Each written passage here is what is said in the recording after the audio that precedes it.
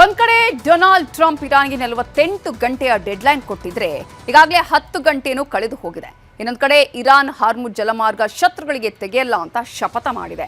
ಆದರೆ ಅಮೆರಿಕ ಘೋರ ದಾಳಿ ಮಾಡಿದ್ರೆ ಭಾರತಕ್ಕೆ ಪೂರೈಕೆ ಆಗ್ತಿರೋ LPG ತೈಲ ಪೂರೈಕೆಯಲ್ಲಿ ಸಮಸ್ಯೆ ಆಗುವ ಆತಂಕ ಶುರುವಾಗಿದೆ. ಈಗಾಗಲೇ KMF ಹಾಲಿಗೆ, ಹೋಟೆಲ್ಗಳಿಗೆ, ಕೈಗಾರಿಕೆಗಳಿಗೆ ಸಮಸ್ಯೆ ಆಗ್ತಿತ್ತು. ಈಗ ಗೊಬ್ಬರಕ್ಕೂ ಕೊರತೆ ಆಗ್ತಿರೋದು ಭಾರತಕ್ಕೆ ಟೆನ್ಷನ್ ತಂದಿಟ್ಟಿದೆ.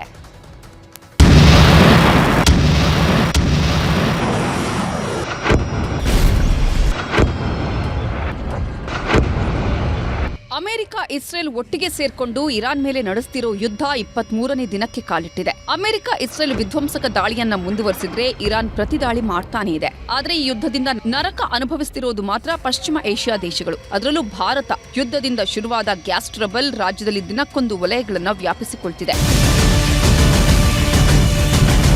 ಯುದ್ಧದ ಎಫೆಕ್ಟ್ KMFಗೂ ತಟ್ಟಿದೆ. ಯುದ್ಧದಿಂದಾಗಿ ಗ್ಯಾಸ್ ಪೂರೈಕೆಯಲ್ಲಿ ವ್ಯತ್ಯಯವಾಗಿದೆ. ಹೀಗಾಗಿ ಬೆಂಗಳೂರಲ್ಲಿ ಅನೇಕ ಹೋಟೆಲ್ಗಳು ಬಂದ್ ಆಗಿವೆ. ಇನ್ನೊಂದು ಕಡೆ ಕೆಲವು ಹೋಟೆಲ್ಗಳಲ್ಲಿ ಕಾಫಿ, ಟೀ, ಹಾಲಿನಿಂದ ಮಾಡುವ ತಿನಿಸುಗಳ ಸೇವೆನೂ ಸ್ಥಗಿತವಾಗಿದೆ. ಆದ್ರೆ ಪ್ರತಿದಿನ 2.5 ಲಕ್ಷ ಲೀಟರ್ ಹಾಲು ಬೆಂಗಳೂರಿನ ಹೋಟೆಲ್ಗಳಿಗೆ KMFನಿಂದ ಸಪ್ಲೈ ಆಗ್ತಿತ್ತು.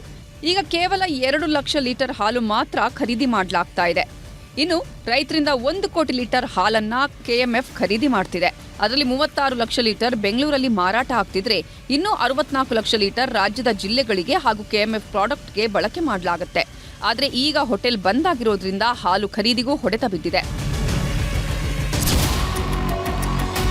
ಗದಗದಲ್ಲಿ ಗ್ಯಾಸ್ ಸಿಗದೆ ಜನರು ಪರದಾಡ್ತಿದ್ದಾರೆ. ಹೋಟೆಲ್ಗಳಿಗೂ ಗ್ಯಾಸ್ ಸರಿಯಾಗಿ ಪೂರೈಕೆಯಾಗ್ತಿಲ್ಲ. ಯುದ್ಧದ ಸ್ಥಿತಿಯನ್ನೇ ಬಂಡವಾಳ ಮಾಡಿಕೊಂಡಿರೋ ಏಜೆನ್ಸಿಗಳು ಹೆಚ್ಚಿನ ಹಣಕ್ಕೆ ಬೇಡಿಕೆ ಇಡ್ತಿದ್ದಾರೆ. 1800 ರೂಪಾಯಿ ಮೂಲ ಬೆಲೆ ಇರೋ 19 ಕೆಜಿ ಸಿಲಿಂಡರ್ 2800ಕ್ಕೆ ಏರಿಕೆ ಮಾಡ್ತಿದ್ದಾರೆ. ಪಡೆದ ಹಣಕ್ಕೆ ಬಿಲ್ ಕೊಡಿ ಅಂತ ಹೋಟೆಲ್ ಮಾಲೀಕರು ಹೇಳಿದ್ರೆ ಸಿಲಿಂಡರ್ ಕೊಡದೆ ಯಾಮಾರಿಸ್ತಿದಾರಂತೆ. ನಮಗೆ ಭಾರಿ ಸಮಸ್ಯೆಯಾಗಿದೆ ಅಂತ ಹೋಟೆಲ್ ಮಾಲೀಕ ಯಲ್ಲಪ್ಪ ಆರೋಪಿಸಿದ್ದಾರೆ. ಈಗ ಗ್ಯಾಸ್ ಸಮಸ್ಯೆಯಿಂದ ನಾವು ಕೆಲವು ಫುಡ್ಗಳಿಗೆ ಕೋಕ್ ಕೊಟ್ಟಿದ್ದೇವೆ. ದರ ಹೆಚ್ಚಳ ಮಾಡಬೇಕಾದ ಅನಿವಾರ್ಯತೆಯೂ ಇದ್ರೂ ಕೂಡ ನಾವು ದರ ಏರಿಕೆ ಮಾಡಿಲ್ಲ ಅಂತ ಹೋಟೆಲ್ ಮಾಲೀಕರು ಹೇಳ್ತಿದ್ದಾರೆ. ಸರ್ 1800 ರೂಪಾಯಿ ಕೊಡೋ ಸಿಲಿಂಡರ್ನ 2800 ರೂಪಾಯಿ ಕೊಡಕತ್ತಾರೆ ಸರ್. ಅದು 1 ಅಥವಾ 2 ಇಳಿಸ್ತಾರೆ ಸರ್. ಬಿಲ್ ಕೊಡಂದ್ರೆ ಬಿಲ್ ಕೊಡೋದಿಲ್ಲ ಸರ್.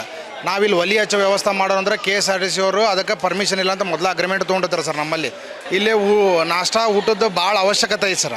ಮತ್ತು ಈ ಪ್ರಯಾಣಿಗೋಸ್ಕರನ ನಮ್ದು ತ್ರಾಸ ಆದರೂ ಹೋಟೆಲ್ ನಡ್ಸೋಕತ್ತೀವಿ ಸರ್. ಮುಂದಿನ ದಿನಮಾನಗಳಿಗೆ ಹಿಂಗೆ ಆಯ್ತಂದ್ರೆ ಸರ್ ನಾವು ಒಂದು ರೇಟ್ ಹೆಚ್ಚಿಗೆ ಮಾಡ್ಬೇಕಾಗ್ತದೆ ಸರ್.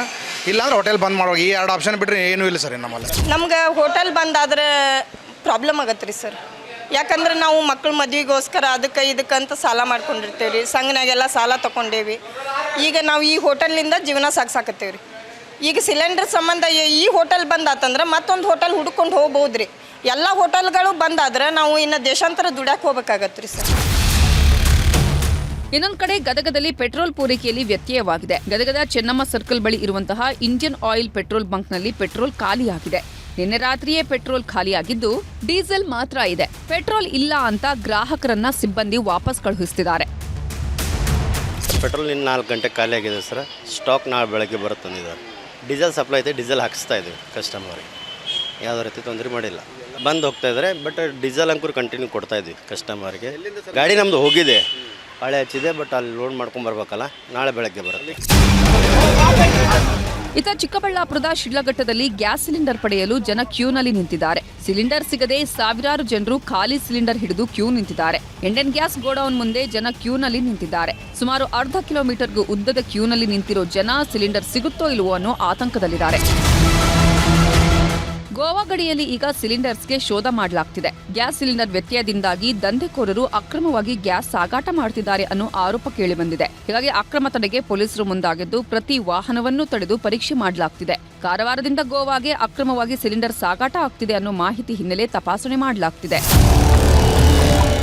ಪ್ಲಾಸ್ಟಿಕ್ ಕೈಗಾರಿಕೆಗಳ ಮೇಲೆ ಯುದ್ಧದ ಎಫೆಕ್ಟ್ ತಟ್ಟಿದೆ. ಕೋಲಾರದ ಟಮಕ ಕೈಗಾರಿಕಾ ಪ್ರದೇಶದಲ್ಲಿರುವ ಸಣ್ಣ ಕೈಗಾರಿಕೆಗಳು ಬಂದ್ ಮಾಡಬೇಕಾದ ಅನಿವಾರ್ಯತೆ ನಿರ್ಮಾಣವಾಗಿದೆ. ಟಮಕದಲ್ಲಿ ವಾಟರ್ ಟ್ಯಾಂಕ್ ನಿರ್ಮಾಣದ ಫ್ಯಾಕ್ಟರಿಗಳಿವೆ. ಪ್ರತಿದಿನ 5 ರಿಂದ 6 ಸಿಲಿಂಡರ್ಗಳು ಬೇಕಿತ್ತು. ಇನ್ನೊಂದು ಕಡೆ ಕಚ್ಚಾ ವಸ್ತುಗಳ ಪೂರೈಕೆಯಲ್ಲೂ ವ್ಯತ್ಯಯವಾಗಿದೆ ಅಂತ ಒದ್ದಾಡ್ತಿದ್ದಾರೆ.